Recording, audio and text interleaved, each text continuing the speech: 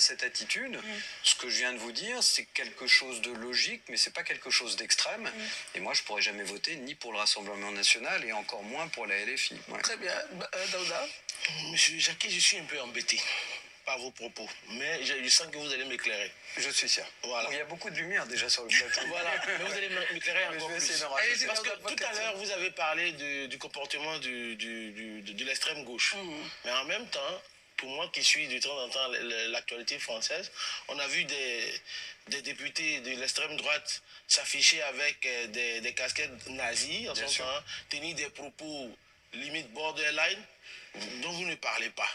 Est-ce que quelque part, vous n'avez pas un problème particulier avec l'extrême gauche? Ça, c'est la première question.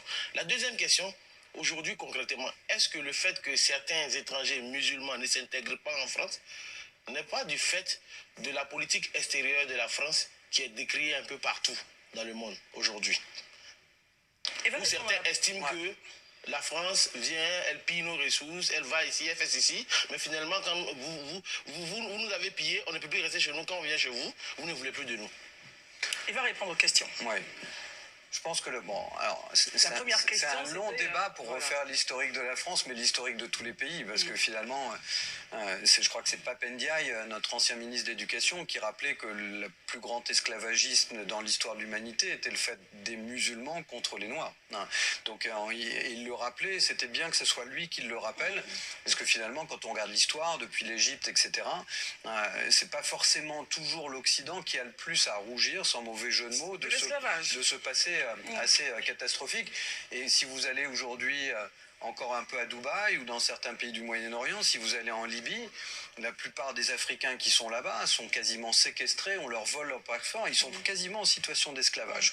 Donc l'esclavage n'est pas l'apanage de l'Occident, et donc je pense pas que c'est pour ça qu'on en veut particulièrement à la France.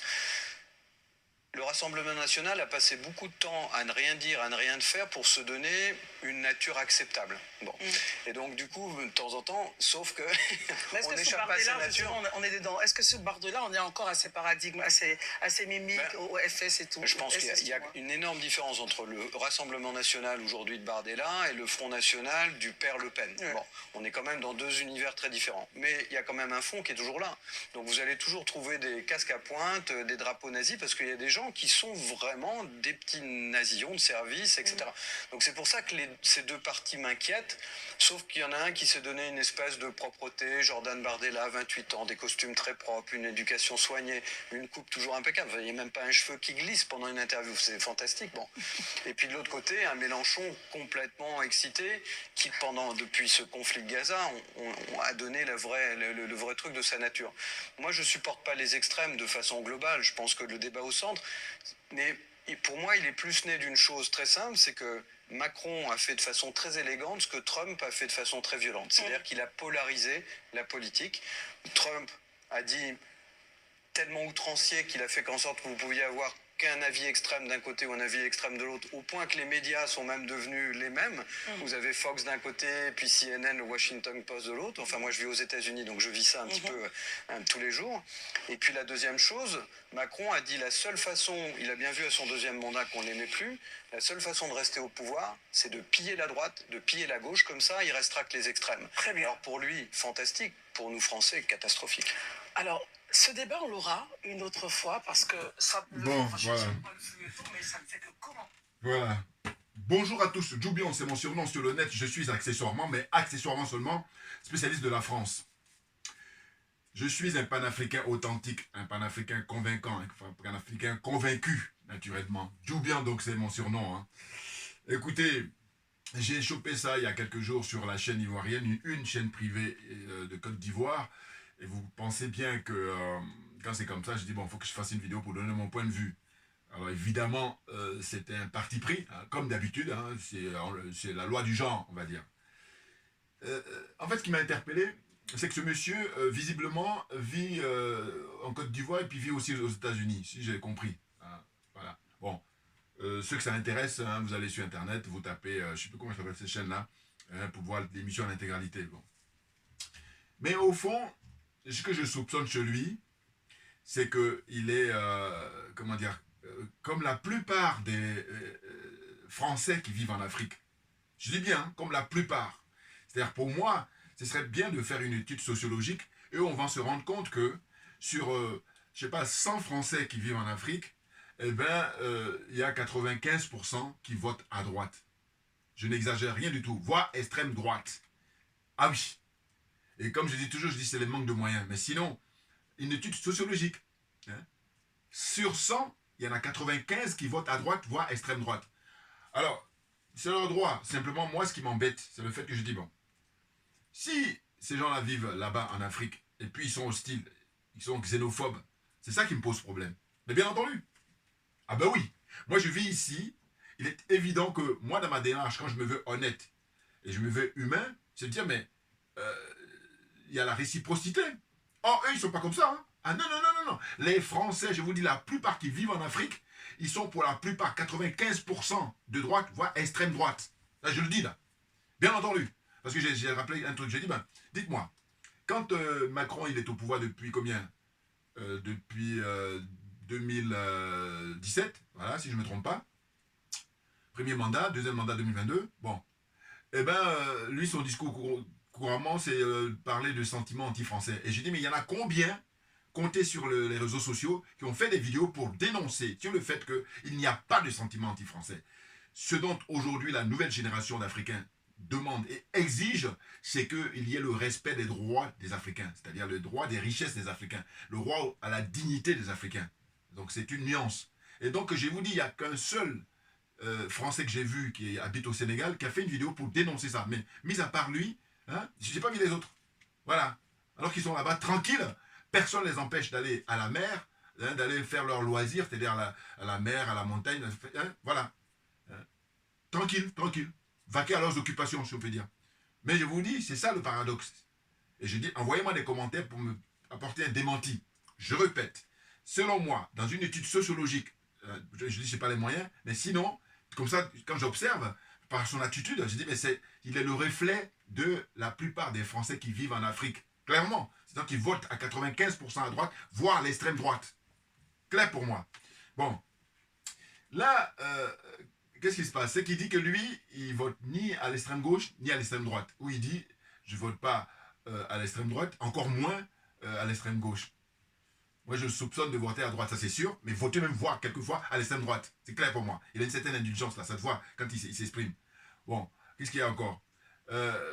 Adama, c'est un partisan de Ouattara qui, lui, étant musulman, voilà, il lui a posé une question pertinente en lui disant, mais visiblement, vous avez des problèmes avec l'extrême gauche, c'est d'une part, et puis d'autre part, il lui pose la question de savoir, est-ce que d'après vous, les problèmes qui se posent actuellement avec les Africains qui sont là-bas, ou les musulmans, voilà, il dit les musulmans qui sont en France, est-ce que c'est pas du fait qu'il y a des problèmes sur le fait que la France vienne piller les richesses des Africains, puis maintenant ils veulent pas que les Africains viennent chez eux? Est-ce que c'est pas ça? Et là, tout d'un coup, comme d'habitude, parce que c'est ça qui me dérange, mais énormément, et du coup, j'ai dit, mais où ils ont de la chance, c'est que le travail est fait par les nôtres. Oui, oui, oui, les aliénés. Alors, vous voyez mes t-shirts là. Hein, le travail est fait par les aliénés. Hein, le travail est une sorte d'avocat pour eux. Hein, les complexés, les corrompus. Voyez-vous? Un peu comme j'ai vu là, dans une, comment on appelle ça, une émission de Kwamwao là, où il a invité le jeune Camerounais Wilfried Ekanga, qui était confronté à un autre jeune Sénégalais, qui lui a écrit un bouquin où il attaque nous, les panafricains. Mais les panafricains qui sont des radicaux, qui sont dans la vérité, à vrai dire, qui ne sont pas là dans les espèces de, comment j'appelle ça, les panafricains par opportunisme. Hein? Et en gros, il dit, voilà, on a dévoyé le combat qu'a mené avant nous des gens comme Cheikh Anta Diop, alors que non. Lui, quand je l'ai écouté parler dans la confrontation qu'il avait avec Wilfried, qui s'est bien défendu, qui a bien argumenté, et j'ai dit, mais quand je l'observe, ce garçon-là, qui est un Sénégal, qui parle bien, hein, il parle très bien, là, une belle rhétorique et tout, voilà, donc c'est facile à embrouiller les gens, ça c'est clair.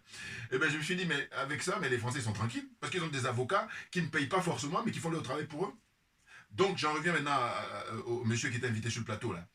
En fait, quand on lui pose la question sur, justement, le fait qu'il y a... anti-musulman comme ça qui est prononcé en France, comment cela se fait? Et bien là, tout d'un coup, ils commencent maintenant, comme ils ont pour habitude, hein, et c'est ça qui me dérange, comme je vous dis, c'est que eux, jamais ils vont faire un mea culpa. Jamais. Voyez-vous? Mais moi, avec moi, c'est pas possible. Ah bah oui. Non, parce qu'on vous a pris plusieurs fois la main dans le sac. Donc à un moment donné, on arrête. Vous voyez, c'est pour ça que j'ai beaucoup d'admiration, beaucoup de respect pour Assimi Goïta. J'ai beaucoup de respect pour le général Tchani et beaucoup de respect et d'admiration pour le capitaine Ibrahim Traoré. Parce qu'eux, ils ont compris. Et puis ils vont à l'essentiel. C'est les trois là, pour l'instant. Comprenez? Dirigeant du Mali, dirigeant du Burkina Faso et dirigeant actuel du Niger. Voilà, c'est du très très lourd. Voilà. C'est pas les autres là, mauviettes, les autres là, complexés, corrompus, aliénés, qui nous fatiguent, qui nous font perdre du temps alors qu'on a assez de recul. Donc, pour revenir toujours à lui, c'est que là, comme d'habitude, la confusion, il parle de, oui, mais vous savez que quand vous allez dans les pays, comme on appelle ça, du Golfe, c'est-à-dire Moyen-Orient, hein, eh ben, le racisme, parce que ville est noire là-bas, et donc par conséquent, on ne peut pas, comme ça, toujours accabler l'Occident. Non mais attends, j'ai déjà fait mes vidéos dans le passé où j'ai expliqué ça, et je redis ça encore aujourd'hui, comment dire, on est combien? Le 12, non, on est le 11 plutôt, le 11 juillet 2024. J'ai dit quoi? J'ai dit, bon, écoutez, moi, mon problème avec les Occidentaux, vis-à-vis de l'histoire, c'est que ces gens-là se vantent en longueur de journée, 24 heures sur 24, pour dire qu'ils sont, eux, les défenseurs des droits de l'homme. Liberté, égalité et fraternité. Démocrate, républicain. C'est des gros mots comme ça, barbares, embrouiller les gens. Mais j'ai dit, mais la différence, c'est que les pays, là, je ne suis pas en train de les défendre, mais je suis simplement à mettre des choses à leur place. Ouais, avec moi, ne m'embrouille pas, moi. J'ai dit, voilà. Vous, comme vous vous vantez de défendre les droits de l'homme, faites le nécessaire. Or, quand on constate ce que vous avez fait dans l'histoire, et puis même à ce qu'on continue encore aujourd'hui, c'est que c'est de la pure escroquerie. Escroquerie morale dans un premier temps et escroquerie matérielle ensuite. Voyez-vous? Donc quand on me parle de, oui, mais vous savez, il y a eu, ils disent quoi? La traite musulmane. J'ai dit, mais eux, ils ne se vantent pas d'être des défenseurs des droits de l'homme. Donc à partir de là, bon, je ne suis pas étonné s'ils ne respectent pas les droits de l'homme. Tandis que vous, ce qui me dérange énormément, quand on regarde dans votre histoire, et même au présent, c'est que vous passez votre temps, je vous dis 24 heures sur 24, à parler des droits de l'homme, et puis dans les faits, ce n'est pas le cas. Donc à partir de là, on la ferme définitivement. Ah ben oui, il faut la fermer définitivement. Parce qu'en fait, j'ai une expression que j'adore, c'est je vous ai pris la main dans le sac. Voilà. Vous passez votre temps sur les gros titres des journaux, télévisés, presse écrite, partout, droits de l'homme, droits de l'homme. Mais dans la pratique, il y a qui? N'importe quoi. Et donc là, comme ça, une indulgence avec l'extrême droite et puis la droite. Et puis maintenant, par contre, il accuse l'extrême gauche. Moi, je ne suis pas un défenseur de Mélenchon, vous vous doutez bien. Vous regardez toutes mes vidéos, je dis toujours que Mélenchon, selon moi, c'est l'homme politique français le plus dangereux au sens de d'être démagogue. Voilà, il a le premier prix. Tous les hommes politiques là réunis, je lui donne le premier prix. Même un prix d'honneur. Voilà. Donc c'est dire que, non, lui, son affaire, j'ai déjà traité depuis fort longtemps. Mais en fait, ce monsieur... Je vous dis ce qui a fait que je voulais faire cette vidéo, c'est de dire, quand je l'observe, c'est ça. Je dis, mais la plupart des Français qui vivent en Afrique, c'est comme ça ils sont. L'état d'esprit qu'ils ont, c'est ça. Voilà. Mais ça, justement, ça vient du fait que l'élite française, je vous dis toujours que c'est les plus racistes qui puissent exister. C'est les plus négrophobes qui puissent exister. Ah mais ça, on ne pourra pas me démontrer le contraire. Parce qu'il y a là, j'ai trop de preuves. Attendez, regardez ça. Vous voyez? C'est écrit par qui? C'est écrit par Odile Tobner, la veuve de Mogobeti. Voilà. Ça fait longtemps qu'elle a sorti ça. Hein? Du racisme français. Si vous ceux qui veulent... J'ai déjà montré, mais je montre à nouveau. Vous voyez? Bon. Alors, c'est pareil. Les frères, là, toujours des discussions que j'ai avec eux. Enfin, bon... disent, oui, mais les Français sont racistes. Je dis, mais évidemment qu'il y a des racistes. Mais ce n'est pas eux. Les racistes, ce sont ceux qui dirigent ce pays. L'élite. Voilà. Et comme je vous dis, dans chaque pays, il y a des gens qui... le pouvoir, voilà. Puisque ceux qui ont le pouvoir, ce sont ceux qui font les lois. Et je dis toujours que, je prie toujours l'image, je dis, mais vous savez, quand vous êtes en voiture et qu'il y a un excès de vitesse, vous êtes verbalisé, on vous envoie dans vos... Moi, j'ai déjà vécu ça. C'est pour ça que je donne cet exemple que je trouve intéressant. Moi, je dis, mais quand on vous verbalise, c'est vous dire que non, tu as franchi la ligne qu'il ne faut pas, et donc tu vas payer dans un premier temps. Après, tu peux aller en prison, par exemple. Mais je dis, mais pourquoi on ne fait pas pareil pour les actes de racisme? Voilà. Oh là, pour le coup, on fait du laxisme, c'est-à-dire qu'on laisse faire, mais parce qu'eux-mêmes sont racistes déjà. Ceci explique cela. Voyez-vous? Et d'ailleurs, je crois qu'il était un peu gêné parce qu'il ne s'attendait pas à ça. Et puis, regardez l'humour qu'il fait là, quand Daouda lui dit, ou Adama, c'est pas Adama, je crois, le frère là qui intervient, qui est pro-Ouattara, bon. Et il dit, j'espère que vous allez m'éclairer. Alors, il y a assez de lumière. Bon, c'est psychologique, les rapports qu'ils ont avec l'Africain, mais je vous dis, mais et moi, ça transpire, parce que je dis, ça fait 42 ans que je vis ici, mais là, je me dis, je les connais trop. Je dis bien, attention à la nuance, hein. Je dis, je les connais trop. Voilà. Voilà. Et puis qu'on fait une comparaison avec d'autres frères qui n'ont rien compris, et tu t'assois, tu la fermes et tu m'écoutes. Voilà, parce que moi j'ai des choses à te dire, j'ai des choses à t'expliquer.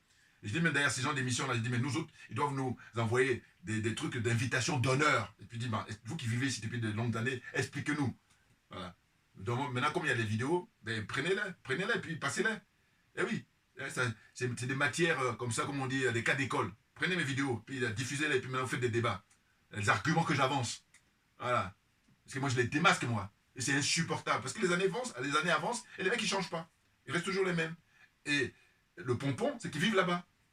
Dans ce cas-là, reviens ici, si tu es xénophobe. Reste ici dans ton pays, par exemple. N'importe quoi. Mais on arrive à la fin de tous ces manèges-là. Mais bien entendu, on arrive à la fin. Et là, c'est vrai que quand il est en Côte d'Ivoire là-bas, là, il est, comment dire, dans un pays qui est dirigé par quelqu'un qu'eux, ils ont mis sur place, Alassane Dramane Ouattara. Donc, à partir de là, on peut comprendre. Mais ça, toute chose a une fin. Toute chose a une fin. Ouais. Maintenant, je dis la chance aussi qu'ils ont, c'est qu'en fait, toute la classe politique ivoirienne, à de très rares exceptions, ils sont tous France-africains. Excusez-moi. Ah ben oui. Ils sont tous France-africains. Même quand je parle du président Gbagbo. Mais bien entendu. Parce que si il n'était pas France-africain, je peux vous dire qu'ils n'allaient pas le laisser vivre. Hein. Alors maintenant, on me dit, oui, mais heureusement, oui, c'est vrai, mais il faut le dire les choses aussi. Voilà. Moi, voilà la différence. Oui, il faut dire les choses. Oh là, chercher à duper les gens, ça ne m'intéresse pas. Ouais. Et je dis toujours que les gens ont plein de diplômes, les gens ont plein d'argent, je ne vais pas le contester. Quoique, pour l'argent, je demande, comment vous l'avez fait pour l'avoir? Premier point. Maintenant, deuxième point, j'ai dit, en ce qui concerne l'intégrité morale, mais non, je suis désolé, il n'y en a pas beaucoup. Mais oui, c'est ça. Oh, le débat, la situation, l'État, enfin, en tout cas, ce qui nous intéresse, voilà, le sujet qui nous intéresse, mais il faut avoir une intégrité morale parce qu'il s'agit de servir l'intérêt général. Je ne cesserai de le dire, parce que c'est une évidence flagrante, claire et nette. Mais bien entendu, vous comprenez? Donc là, c'était ça, mon coup de gueule d'aujourd'hui par rapport à ce que j'ai pu voir là. Et puis, ils sont tranquilles, ils expliquent... c'est une république bananière. La France est la première république bananière. Et après elle, vient maintenant les pays qu'elle colonise. Hein, toute cette zone-là, hein, la zone franc-CFA, la zone des aliénés, des complexés, des corrompus. Et j'ajoute, la zone des jaloux et des sorciers. On peut s'en sortir, c'est une question de volonté personnelle, volonté collective et volonté politique, tout naturellement. Vous comprenez? Et d'ailleurs, j'en profite parce que j'ai la sœur là. Et elle, comme tant d'autres, qu'est-ce qui se passe actuellement? Ben, on approche à petits pas, sûrement, de 2025. Il va y avoir les élections en Côte d'Ivoire, on espère. Mais dans quelles conditions? C'est la question qu'on se pose. Donc là, aujourd'hui, suite à la disparition du président Henri Konan Bédié, il y a celui qui le succède, à savoir Tidiane Thiam. Donc, beaucoup, hein, surtout le frère Kofi, ils sont en train de rêver pour que Tidiane Thiam prenne le pouvoir. Il a ses chances, tout naturellement. Mais moi, ce qui m'intéresse, c'est la vérité. Rien que la vérité. Qu'est-ce que je vais dire? Je dis, en fait, en Côte d'Ivoire, il aurait dû avoir, comment dire, la transparence par rapport à ce qui s'est passé, comment dire, la guerre qu'il y a eu, hein, lorsqu'ils ont arraché le pouvoir au président Laurent Gbagbo en 2010-2011. Voyez-vous? Donc, suite à ça, eh ben, on devrait faire une campagne de sensibilisation qui concerne tout le monde. Et d'ailleurs, la sœur, Paul Chéri Balé, qui a beaucoup de mérite, elle fait ce qu'elle peut.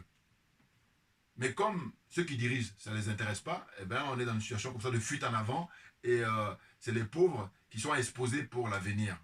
Alors qu'ils ont déjà payé, ils ont beaucoup payé. Mais où est-ce que je vais en venir là dans mes explications? Ce que je veux dire, c'est qu'en fait, Tidiane Thiam, j'ai déjà expliqué, mais il y en a d'autres, soit qui ont compris, qui n'ont pas compris, ou il y en a d'autres qui font la sourde oreille. Si jamais c'est lui qui est placé, il vient pour la continuité de M. Ouattara. Alors peut-être qu'il n'aura pas cette espèce de véhémence comme ça pour couper les têtes des gens, mais par contre, il va appliquer, parce qu'il y a un cahier des charges. Ceux qui vont le mettre là, les Français, ils vont demander, il a des comptes à rendre. Voilà. Mais c'est ça. Parce que quand on est au Mali, ceux qui sont portés au pouvoir, les militaires, c'est le peuple. Du coup, c'est au peuple qu'ils vont rendre des comptes. Ceux qui sont au Burkina Faso, comme ils sont venus par le peuple, c'est au peuple qu'ils rendent des comptes. Ceux qui sont au Niger, avec le général Tchani, c'est au peuple. Mais là, en Côte d'Ivoire, M. Alassane Dramane Ouattara, il doit rendre des comptes aux Français. C'est pour ça que je vous dis avec lui-même, d'ailleurs, quand les Français lui disent « Monsieur, envoyez-nous une bouteille d'eau », lui dit « Non, je vais vous envoyer toute l'usine, voire même la commune, toute la ville. » Voilà. Il va faire beaucoup plus que eux ils demandent. Voilà. Et mais ça va être la continuité avec Tidiane Thiam. Maintenant, le cas du président Gbagbo, lui, aujourd'hui, avec ses partisans, ils sont en train de se battre pour qu'on puisse remettre son nom, comment on appelle ça, sur la liste électorale, dans un premier temps. Et ensuite, il pourra être candidat. Or, M. Ouattara, je vous ai toujours dit, et je continue à le répéter, que ce monsieur, compte tenu du mal qu'il a fait à l'Afrique en général, et à la Côte d'Ivoire en particulier, hein, compte tenu du mal qu'il a fait aux Africains et aux Ivoiriens en particulier, il ne peut pas imaginer rester sur Terre, être vivant, et puis ne pas être au pouvoir. Il ne peut pas. Donc, il fait pieds et mains, tête, tout ce que vous voulez auprès des Français, Salam Alek, tout ce que vous voulez pour leur dire « laissez-moi mourir au pouvoir ». Voilà, lui, sa démarche, que j'ai compris depuis fort longtemps, parce que je l'ai rappelé, c'est pas maintenant, plein de vidéos que j'ai faites, à chaque fois j'ai rappelé ça. Bon. Donc, je dis quoi? Je dis, bon, voilà. Ceux qui ont l'espoir par rapport à Tidiane Thiam, pour dire quoi? Pour dire que oui, mais si lui vient demain, les choses vont changer. Mais non. Parce que moi, ce qui m'intéresse, c'est de dire que tous ceux qui sont morts en Côte d'Ivoire, qui ont été assassinés de mort artificielle, suite aux crises là, justement, les innocents, vous voyez, eh bien ça, il va falloir que justice leur soit rendue. Or, pourquoi ça ne va pas être rendu? Mais c'est que les Français sont impliqués, naturellement. Parce que ce sont les chefs d'orchestre, ce sont les producteurs, ce sont les sponsors. Mais jamais dans l'histoire de l'Afrique, ils ont accepté d'être mis en accusation. Jamais. Ce monsieur-là, quand on lui parle de leur cas, le cas de vous qui avez commis l'esclavage, la colonisation, le néocolonialisme, tout d'un coup, paf, il parle, il dit que oui, mais les Arabes qu'on ferait de choses à l'esclavage, donc voilà. Donc, il fait comme ça pour brouiller les pistes. Mais moi, je réponds, je répète encore, pour ceux qui n'ont pas compris, je dis, voilà, les Arabes, il n'est pas question de contester qu'il y a eu la traite arabe, traite négrière sur la musulmane. Mais ce que je dis simplement, je dis, eux, ils ne se vantent pas de dire qu'ils sont les défenseurs des droits de l'homme. Voilà, c'est ça la différence. Maintenant, dis-moi au XXIe siècle que effectivement, tu n'es plus partisan des droits de l'homme. Dans ce cas-là, oui, on peut encore rediscuter l'affaire. Mais pour l'instant, c'est toujours pareil, dans la posture comme ça de, comment dire ça, embrouiller les gens, de perturber les gens. Comme j'ai dit, eux, ils ont érigé le mensonge en religion. Donc à partir de là, on comprend toute la suite. Voyez-vous? Donc en fait, ce que je veux dire, c'est quoi? C'est que je dis, la sœur, la grande dame, justement, qui milite pour qu'il y ait un procès là-bas pour le camp Ouattara, à vrai dire, je n'y crois pas vraiment. On n'est même pas dire que je n'y crois pas du tout. Ou alors, s'il y a ce procès-là, ça va être une mascarade. Alors qu'est-ce qu'il faudrait? C'est qu'on nous dise quels sont les responsables, mais les vrais. Hein, ceux qui ont tiré les ficelles, ceux qui ont tout dessiné, ceux qui ont tout écrit. Et puis après, le passage à l'exécution. Vous voyez? Et ce sont les Français. Très clairement. Et comme il n'est pas question de les accuser, eh ben, c'est pour ça qu'il ne va pas avoir de procès. Un exemple rapide. Regardez le cas de Macky Sall. Macky Sall, il est tranquille. Il paraît même qu'on lui a confié une mission, Macron lui a confié une mission récemment. Je reviendrai. Hein. Alors je rassure les gens, parce que c'est vrai que je dis souvent que je vais revenir sur le cas de Bassirou. Je le ferai, naturellement, parce que la visite qu'il a effectuée ici, je veux avoir l'occasion de faire une vidéo pour expliquer ce que je pense, moi, de cette visite-là. Voilà. Voyez-vous? Donc là, quand je vois là Macky Sall, alors que la crise en Côte d'Ivoire était beaucoup plus importante que ce qui s'est passé au Sénégal, mais je me dis, mais s'il a un fait comme ça qui est un peu moins, même si c'est vrai qu'il y a eu mort d'hommes, hein, parce qu'il y a une soixantaine de morts, des gens qui sont morts, donc c'est clair, c'est très grave, bien entendu. Mais en Côte d'Ivoire, la question des chiffres, hein, quand il parle de 3000, moi je dis non, je moque du monde. C'est plus de 100 000 morts. Ben oui, parce que je dis, je suis quoi, ils sont basés pour mettre 3000. Donc moi je dis 100 000. Voilà. Maintenant, la différence entre vous et moi, c'est que moi, donnez-moi les moyens, vous allez voir. Voilà. Parce que vous avez les moyens, vous faites n'importe quoi. D'ailleurs, votre démarche, c'est de mentir, continuer à mentir tout le temps au peuple. C'est ça la différence. Vous voyez? Donc ce que je voulais dire, c'est que je dis, compte tenu du fait que jamais ils pourront avoir la force de pouvoir mettre en accusation la France, c'est la raison pour laquelle il n'y aura pas de procès des Ouattara et compagnie. Ouattara et consorts, Ouattara et Guillaume Soro. Voilà. C'est ça qui me fait dire ça. Voilà. Hein? C'est-à-dire qu'il ne faut pas se faire des illusions sur le fait que si Tidiane Thiam il arrive, eh ben jamais. Parce que ce sont eux qui vont le mettre. Voilà. Si ce n'est pas eux, Tidiane ne pourra pas prendre le pouvoir en Côte d'Ivoire. Parce qu'il y a tellement de choses qui sont en jeu, et que moi, plutôt, ce que je crois, c'est une révolution. Et j'ai dit, je répète, ce n'est pas la première fois, que le peuple de Côte d'Ivoire ne peut pas faire l'économie d'une révolution. Un peu comme au Cameroun. Le peuple du Cameroun ne peut pas faire l'économie d'une révolution. Tout comme au Togo, le peuple ne peut pas faire l'économie d'une révolution.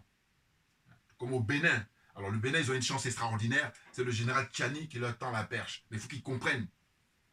Voilà. Parce que s'ils ne prennent pas conscience du travail qu'a fait déjà le général Tchiani, parce qu'il a fait la moitié du travail.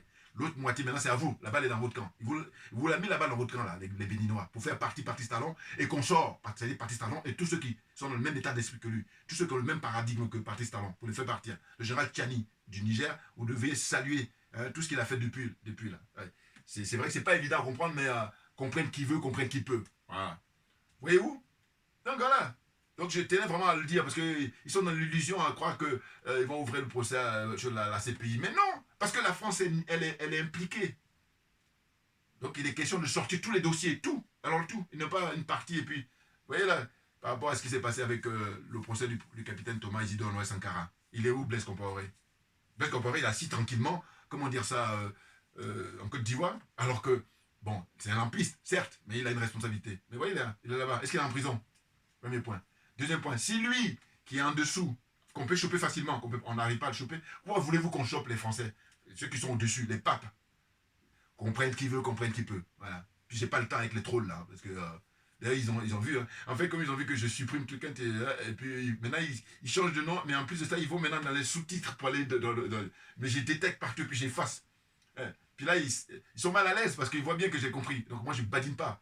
Vous, votre paradigme, c'est le mensonge, alors que moi, mon paradigme, c'est la vérité. Donc, on n'a rien à voir. Et puis, je dis toujours qu'il n'y a rien de pire que l'indifférence. C'est-à-dire que si vous passez votre temps à regarder mes vidéos, c'est que vous savez au fort de vous-même que la vérité est dans ma bouche et dans mon esprit et dans mon verbe. Voilà. Ouais. Permanence. Que la vérité. Voilà. Donc, on la ferme, on s'assoit et définitivement, on la ferme. Parce que c'est moi qui ai des choses à dire. Clairement. Dans le domaine qui nous intéresse, là. Oui. Je parle toujours du domaine. Parce qu'il y a d'autres domaines où j'ai moins fait le malin. Bien entendu. Vous comprenez? Donc voilà, c'est ce que je voulais dire aujourd'hui par rapport à cette vidéo-là, de dire que voilà, les mecs qui sont assis là-bas en Afrique, et puis ils sont racistes. Alors, pour terminer, je dis toujours que pour moi, chacun garde son opinion, mais je dis que il y a des racistes français, évidemment, mais ils ne sont pas très nombreux. À vrai dire, les plus nombreux dans le racisme, c'est-à-dire la négrophobie, ce sont l'élite, les dirigeants. Voilà. Alors il y a un frère là, j'ai pris mes distances parce que il me dit, oui, mais pour devenir élite, tu te donnes un peu, mais il ne faut pas tout mélanger. Parce que quand tu prends par exemple les 577 députés là-bas à l'Assemblée nationale française, mais il faut regarder ce que j'appelle les CSP, c'est-à-dire catégories socio-professionnelles. Ils viennent de quelle souche, hein, de quelle origine? Vous allez voir. Hein, ceux qui sont médecins, ceux qui sont avocats, ceux qui sont dentistes, ceux qui sont architectes, ceux qui sont... Vous voyez ce que je veux dire? Voilà. C'est quand même une catégorie comme ça, classe supérieure. Les fils de paysans ou de pauvres, vous allez compter beaucoup. Très clairement. Ou alors s'ils y sont, c'est que des figurants. Ceux qui ont le pouvoir, les vrais, c'est la grosse bourgeoisie. Donc c'est de ça dont il s'agit. Et ce sont eux qui sont négrophobes, qui n'aiment pas les noirs. Donc j'essaie de dissocier ça, de discerner ça, de vraiment apporter la précision. Et puis il n'y a rien à faire, les mecs. Bon, c'est votre problème. Moi, je dis voilà. Parce que je dis à un moment donné, c'est compte tenu de mon expérience de vie ici, ça fait 42 ans bientôt que je vis. Donc vous comprenez, quand je dis que j'ai compris, mais j'ai vraiment compris. Donc maintenant, libre à vous de penser à votre truc et tout. Et voilà. Donc je fais bien la différence que il y a les Français racistes, ils ne sont pas nombreux. Oui, alors quand je dis ça, ils vont dire, mais t'as vu les chiffres là? Mais non. Ils sont dans une situation où j'ai utilisé le terme, je vous ai dit, les moujons. Association de moutons et des pigeons. Donc, c'est facile de pouvoir les taper dessus. Non, moi je ne suis pas comme ça. Moi je dis, qui est derrière? Qui a fait de manière à ce qu'on en arrive là? Voilà, c'est lui qui m'intéresse. Oui, parce que lui, s'il faisait le boulot, s'il faisait le nécessaire, on n'en serait pas là. Donc, quand on est honnête, c'est comme ça qu'on raisonne. Maintenant, si vous voulez faire d'efforts, restez bloqué, c'est votre problème. Mais je ne peux rien, par contre. Qu'est-ce que vous voulez? Voilà. Maintenant, ceux qui ont le courage, ceux qui ont la force, il y a la lecture. Regardez ça. Claude Ribes, hein, c'est un intellectuel antillais hein, qui a écrit ça à l'époque. Voilà. Le crime de Napoléon. En fait, il a expliqué dans son livre là que Napoléon s'était inspiré de Hitler plutôt s'était inspiré de Napoléon. Voilà. Hitler s'est inspiré de Napoléon, c'est vous dire. Quand Hitler était de passage à Paris, c'est d'ailleurs la photo que vous voyez là, il a été rendre hommage aux invalides sur le tombeau de Napoléon. Voilà. Il s'est beaucoup inspiré de Napoléon, Hitler. Voilà. Comprenne qui veut, comprenne qui peut. Merci à vous tous pour votre attention. Et puis à très bientôt. On ne lâche rien, comme j'ai pour l'habitude de dire, mais parce que c'est nous qui avons raison. Personne d'autre.